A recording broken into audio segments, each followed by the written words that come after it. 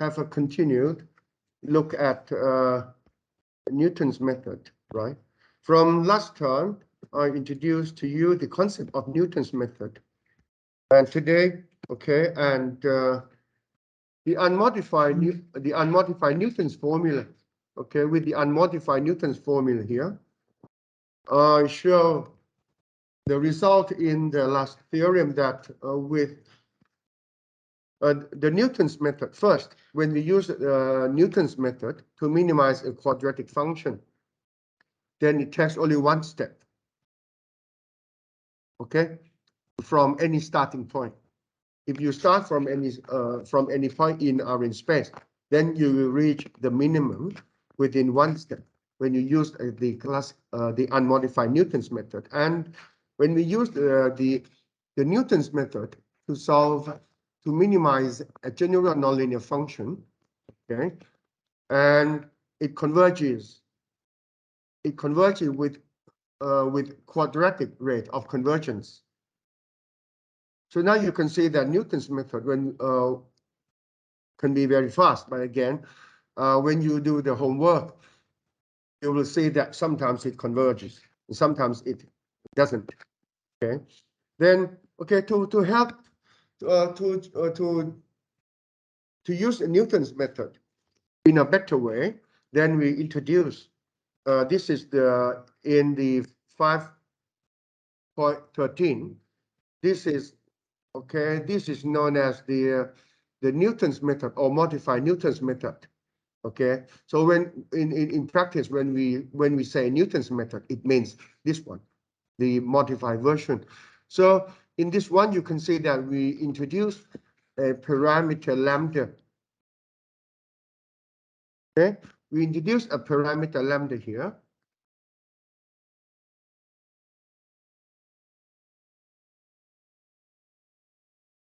So that the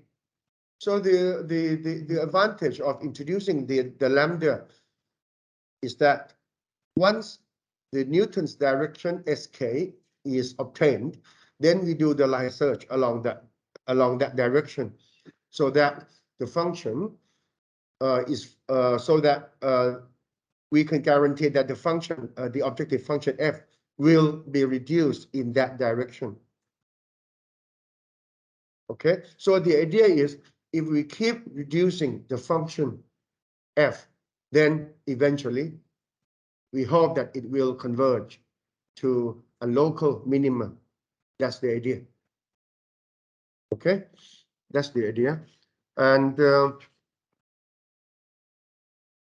okay, today we will look at the implementation of Newton's method and see what is okay. Last week we already last week we saw that Newton's method converges with a quadratic rate of convergence, so it's fast, it's very fast, right? And then now today we will look at the details of the implementation of Newton's method to see what is the drawback of the method. Okay, to appreciate the other two classes of minimization method, okay, that we will mention later. Then there are, in implementing Newton's method, now there are three types of the cost. Okay, first you see that we have to compute the derivative of cost. This is a must. And the second, so we have to compute the gradient and the Hessian matrix. So we have to compute the first derivative and the second derivative. The first, okay, the gradient vector and the Hessian matrix. Then and then we also have the cost in computing the search direction S. Okay, which is the linear equation. This is the linear equation. Right?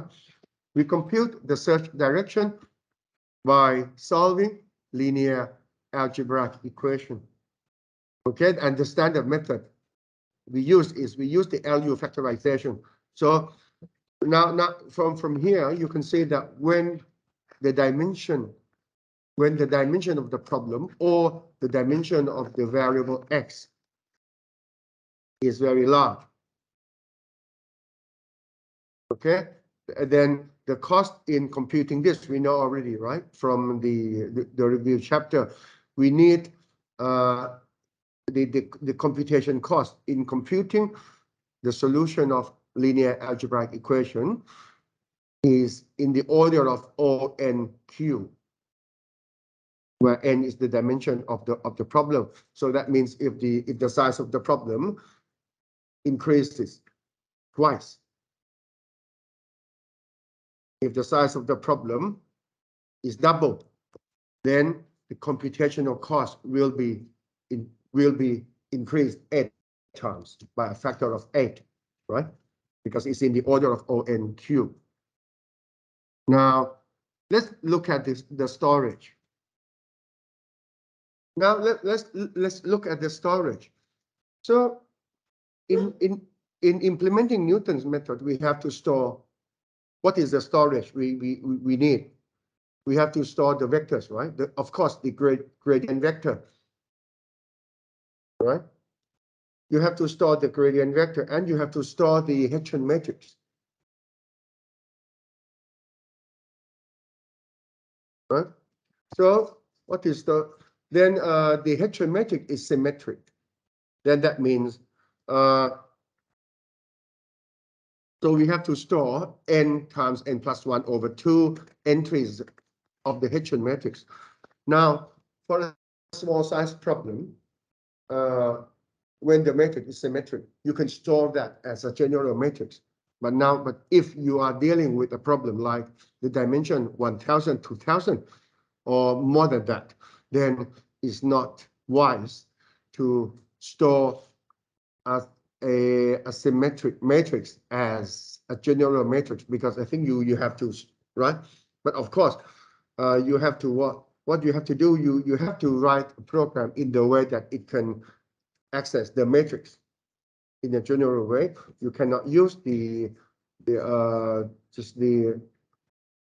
when you multiply the matrix or when you make the matrix addition, you have to write the special program. But I think but there are when you use a scientific library, there should when you use standard scientific library, you should have access to the program for doing all these matrix operations. Okay, there are programs on that. We don't just multiply, but MATLAB don't have that. I think MATLAB do not have that. So you okay. But of course, you to do this, you have to store the matrix as it is, as a symmetric matrix, because we know that for symmetric matrix, Aij is equal to Aji. So if you have to access the Aij, it depends that you have to store the lower part or the upper part. Okay, then to do that, it's you require n times n plus 1 over 2 entries or the variables. So all these are the cost in implementing Newton's method. So now from this, okay, I think I will here when the Hessian matrix is not, when the analytical expression of the function f is not available, then it's difficult to have analytical expression of the Hessian matrix either, right? So in this case, we have to compute. There are two ways. There are two alternatives to solve this problem. This one, the one in the handout, is that we use approximation technique. Okay, we use some sort of approximation technique which is called a central, sorry, it's called finite difference.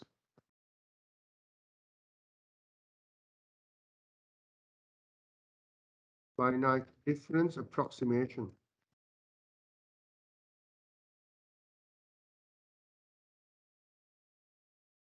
Okay, so what is this? So from the point xk, we move a little bit. Okay, we do just a small perturbation to some okay, and then use the approximation. So, and if we forward difference means that from this point x naught, we use x naught plus h.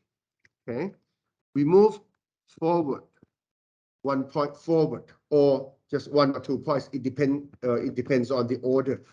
But here in the handout is a first order forward difference formula. Okay, it's the first order forward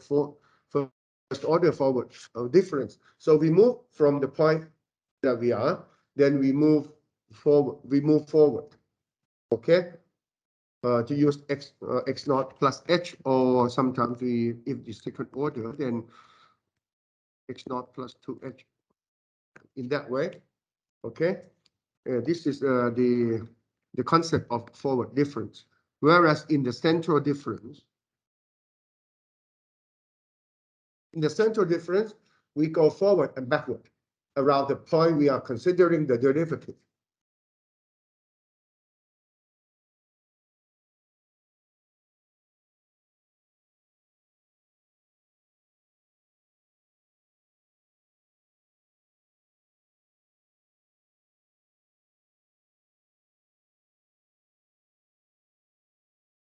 So that's the whoop.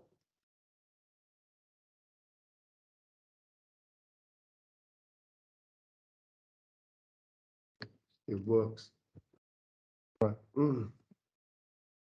Okay, that's the concept of the concept of a forward difference and central difference formula. Okay, and now can you tell me?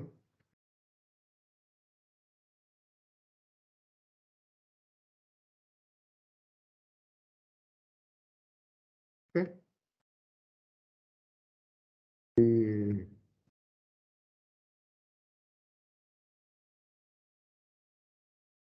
Okay, and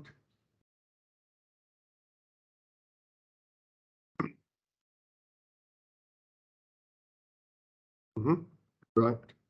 So if we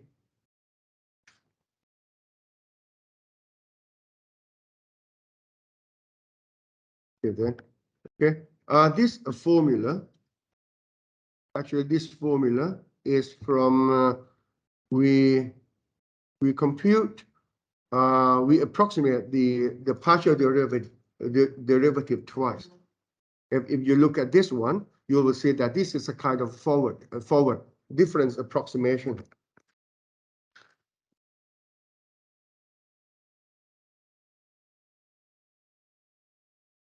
Okay, because here we are considering the Hessian matrix at the point xk, right? And then when you see the formula, we move from the point xk, we move forward with a small step, right? With a small perturbation. Okay. Now, okay, that's the. Now we will look at this, the LDL, because when we solve the matrix, when we solve the linear equation, we use LU factorization. In this case, for the case of Newton's method, we know that the matrix arising in the associated linear equation is symmetric, right? Therefore, the standard LUL factorization procedure becomes LDL transpose factorization. You see this now, okay? We when if A is not, when A is symmetric, right?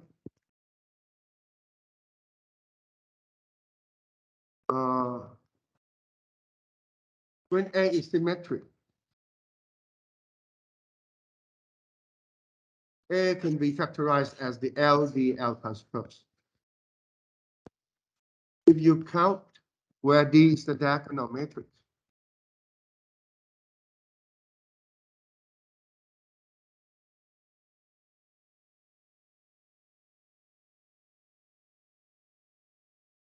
right? So what is the storage? What is the storage where the L is 1, right? In the standard LU factorization, L is lower triangular matrix with all diagonal elements being 1. If you remember the standard LU factorization in the review chapter. Okay. So this is what you have to determine. This one. So we have to determine all the sub-diagonal elements of the L matrix, right? So totally, this is the n elements, right? Plus another, how many? So when we sum up the elements of the L matrix, we need to determine plus the n plus the n elements of the D matrix. Then totally it will be n times n plus 1 over 2, right? Is exactly. So whether we store the D, so here we store the D matrix as a vector. We don't store that as a matrix because, right? When we know that a diagonal when we store a diagonal matrix as a vector, we never use a diagonal matrix. We never store diagonal matrix as a general matrix. If you are dealing with with a small matrix, I think that's okay.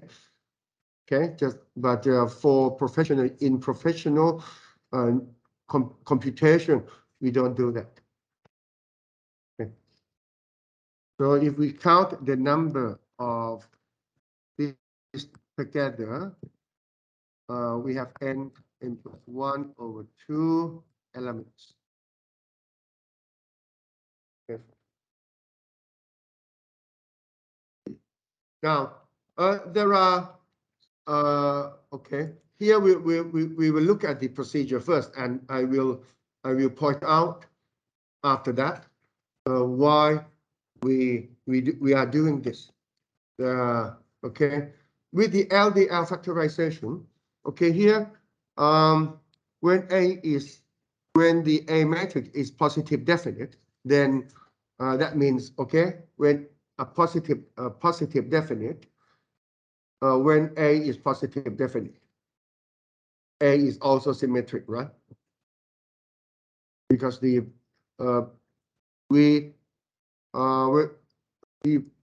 positive definite, the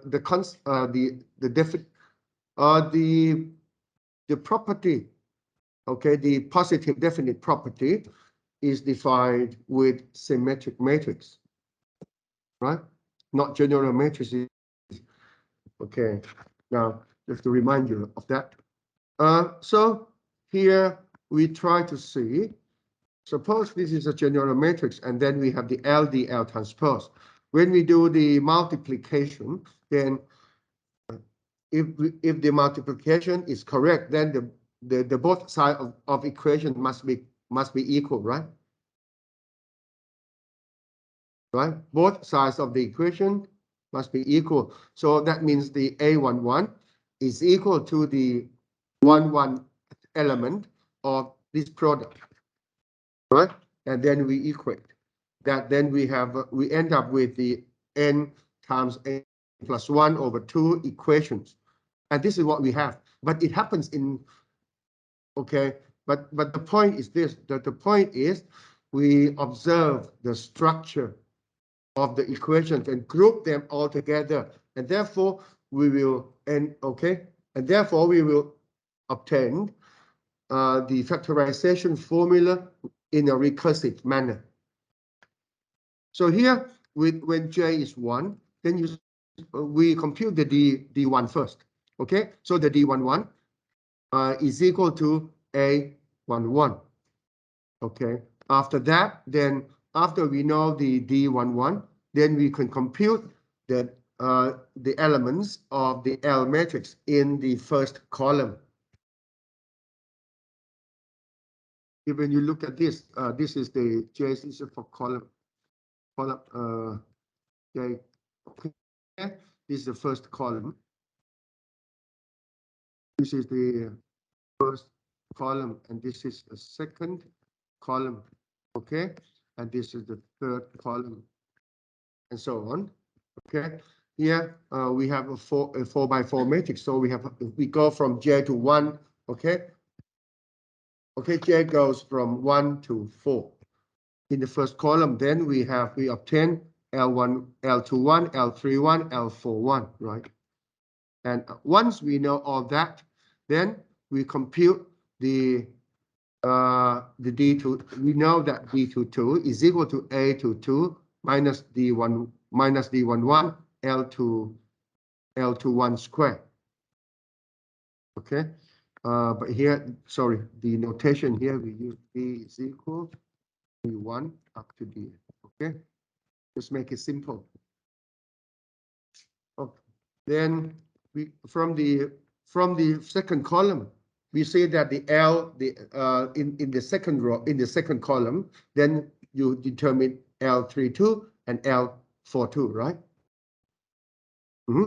Then when you go from that, then we go to the third column. Then the D3 is equal A33 minus D1 L31 square minus D2 L32 square. Okay, and after that, then we compute the L43, which is the last element of that we have to determine for the L matrix. Then when we go to for the final column, there is only one element to determine, which is the diagonal matrix of the D4. Okay, of the diagonal matrix. Then from this, then we can write an algorithm. Then when we can write an algorithm for this. Okay, and this is what we do, and the LDL factorization. Now, why we are doing this? Of course, we solve the linear equation. Right? We need to solve a linear equation, but there is another purpose, which is this. Okay. Now, if we from the LDL factorization, we know that the Hessian matrix is positive definite if all diagonal elements D1 up to Dn are positive numbers. In this one, you say that to check the positive definiteness of the Hessian matrix, we do not have to compute the eigenvalues. That involves much more computation. Here, we do the factorization and we obtain the diagonal matrix. And from the diagonal matrix, we can check whether the Hessian matrix is positive definite or not. Okay, so the A is the F if and only if all D1 up to Dn are positive numbers.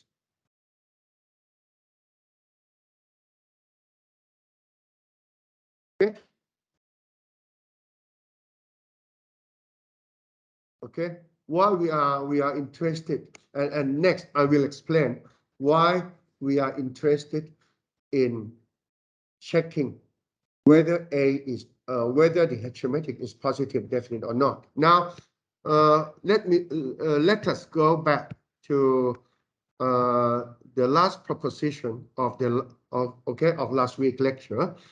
In this proposition, you will see that here a search direction when when a search direction sk is in the form of minus hk matrix multiplied with the gradient at the point xk, then if the matrix hk is positive definite, then the search vector computing by this formula always has the same property. Okay, if you remember last time I mentioned that when we use Newton's method, there is no way we can guarantee that, the search vector has the same property. We cannot guarantee that. But we know that when the Hessian matrix is positive definite, then the search vector sk always has the same property, and therefore when we do the line search, we know that the lambda that minimizing the cost function is takes a positive value, right? So the line search is much easier. That's one reason, and for another reason is this. Now look at this. Look at this property. Look at this property. Look at this property. In this theorem, Newton's method converges with a quadratic rate of convergence, right? With a quadratic rate of convergence. Here, you can see that, when the iteration, when the iterates xk is close to the solution xk and around in the neighborhood of the local minimum, then the Hessian matrix, and then the Hessian matrix of the objective function in that region is always positive definite, right? By the continuity property, when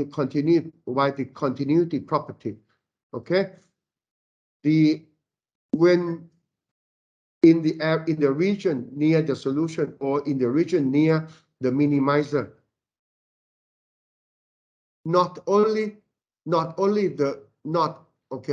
so the Hessian matrix is not positive. The Hessian matrix is not only positive definite at the local minimizer, but also in other point x in that vicinity, in that region near the local minimizer, right? Okay, so when we implement Newton's method, we don't look, so this is why we pay attention to goes into the iterates xk, so that the Hessian matrix is positive definite. Okay,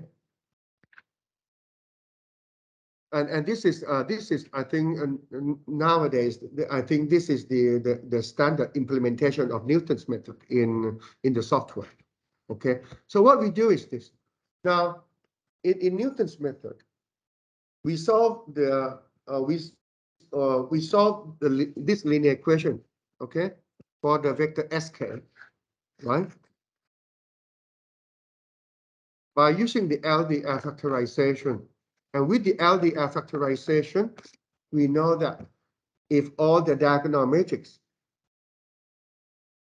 all the diagonal elements of the D matrix are positive number, then then the SK has the same property. And when then we do the line search. Now, what happens if the D matrix is if some elements of the D matrix is not positive number, if it's not a positive number? So what we do is that we modify the Hessian matrix. We will modify the Hessian matrix at that point, only at that point. Okay, so and what we do is that we modify the Hessian matrix by adding the Hessian matrix with the E. E is a diagonal element in this case. E is a diagonal element. Okay, so that the Hessian matrix plus E is positive definite. This is the idea. And we can do this, okay, all together with the LDL transpose factorization.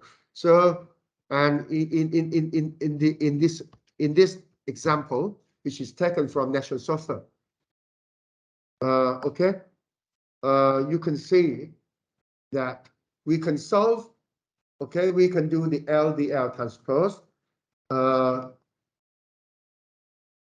and also check the positive definiteness of the Hessian matrix, and also you will be able to modify. You will be able to find the E matrix, so that, okay, so that the Hessian matrix plus E is positive definite. When if the Hessian matrix is positive definite itself, then we don't have to add anything. Then the E matrix is 0. Okay, you can see E is a 0 matrix if you don't need any modification. But then if you need some modification, so that, okay, so that to force the search vector to have the same property at that iteration, then we add the Hessian matrix with the E matrix. Okay, you will see here how can we determine the E matrix here. This is okay. In this example, at the first stage of factorization, then you can see that the D11 is equal to -1, right? So from the D1, when D11 is -1, then we know that this is not the Hessian matrix is not positive definite, right? Okay. So what we do is that we add the first the diagonal element E11 to be a positive number, okay, so that D11 plus E11 is a positive number, okay. And here we choose E11. Here we choose E11 such that E11 plus D11 is positive.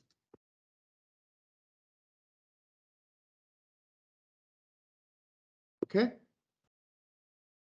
And then, okay, once we do the E11, once we choose E11, then we, okay, then E11 plus D11 is the first, and then, okay, that's the first element of the Hessian matrix plus the matrix E, right? Because we need only to know E11 to determine the associated, the first column of the associated L matrix. Right? Once we know E11, then E11 plus D11 is 4 in this example. Right? Okay. And this is the new, this D11 is new D11, sorry. This is the new D11, which is equal to E11 plus D11. Okay. Once we know the new D11, then we compute L21, L31, right? If you remember the LDL factorization, right? And so we have L11 is 1, L21 is 1 over 2, L31 is 1. Right? And then the next stage, we compute the D22. Then we see that D22 is equal to -4. Then we have to modify, right? So we choose the E22 is 12. It can be any number, so that E22 plus D22 is positive. And here we make it strictly positive. We don't make it marginally positive. Okay. So with the new E22, which is equal to E22 plus D22, is equal to 8, right? So we do from this. Then once we obtain new D22, then we determine L32, right? And from that, okay, at the final stage, we find that D33 is already 60. So No, but so we don't do any modification. We don't need any modification. So the overall factorization is this. This is the original Hessian matrix. Okay, plus the E matrix. This is the E matrix here. Sorry, this is the E matrix. Okay, this is the E matrix.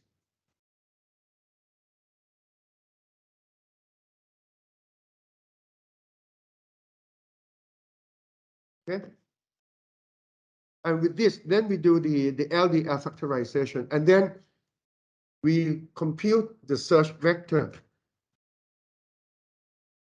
Then we compute the. Then we use X plus EK. Okay, then the search vector is computed by solving this linear equation. The original Hessian matrix plus the E matrix multiplied with SK equal minus grad FXK. So the SK computing from this formula is guaranteed to have the same property, right? And then we do, and then after that, you do the line search.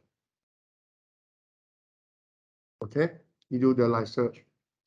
This is one way of forcing Newton's method. Okay, this is one way of forcing Newton's method to have the same property.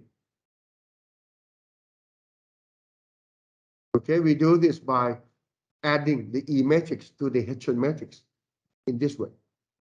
Okay, and in doing this, you can see that we can do that again at the same time of the factorize of the same time as factorizing the matrix. Okay. So this is the advantage of using the LDL transpose factorization instead of using the LU factorization. This is another advantage. Apart from the fact that the LU factorization is used for the general matrix. Okay. And okay. So just before we end this, I just want to mention this another variation of this.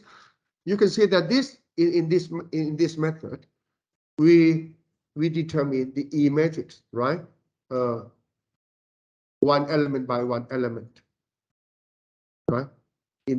Okay. Now there is an approach which is called there is a modification which is called Levenberg and Marquardt, or Marquardt and Levenberg. I think for some people who are doing the machine learning, you may hear, okay, you may hear of this word. This is a technique that some people used to, well, originally the method is used to solve nonlinear least square problem. But then later people just use that as well in some machine learning. Okay, in some machine learning application. So what it is, what it is that this one this is just a variation of Newton's method. Okay, so this is the formula that we use to computing the search direction. You will see is the SK is obtained by solving the linear equation, the Hessian matrix of F at the point xk plus beta times identity matrix. Okay, multiply with SK equals minus grad fxk, where the scalar beta is a positive number. Is a positive number. Okay, and from here you can see that if beta is set to be 0, then that's Newton's, right? Then this is a Newton formula, right? It's a Newton formula. So what is this? You can see that this is similar to the procedure that we see in this example, except in this example we do not, okay, the diagonal elements of the E matrix are not equal. Sometimes it can be 0, sometimes it can be a positive number, depending on the situation, right? But here, but in this one, we make it simple. This is simple one. This is simpler. We just add the term beta k, which depends on only one parameter. Now what it is that you see that when beta is very small, what happens? When beta is very small, beta is a small number. So when beta is a small number, then the search direction of Levenberg-Marquardt is close to Newton's direction. Right? It's close to Newton's direction. And when beta k is very large, what happens? When beta k is very large, then the H-geometric plus beta k can be approximated as beta, the H-geometric plus beta I. Okay, when beta, when the constant beta is very large, then the matrix is dominant by the term beta I, right? Right? Okay. When beta is very large, then that means the search vector of the Levenberg-Marquardt is parallel to what? To the steeper descent method. Is parallel to the steeper descent method. Right? So now you can see that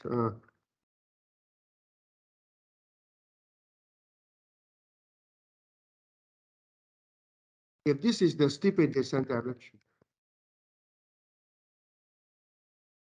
if this is the steeper descent direction, then this is the steeper descent direction, and this is a Newton direction.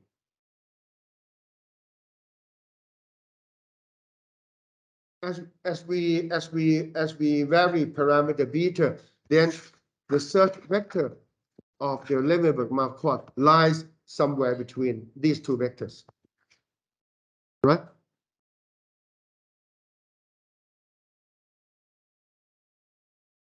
Levenberg-Marquardt, okay, Levenberg-Marquardt direction. Okay.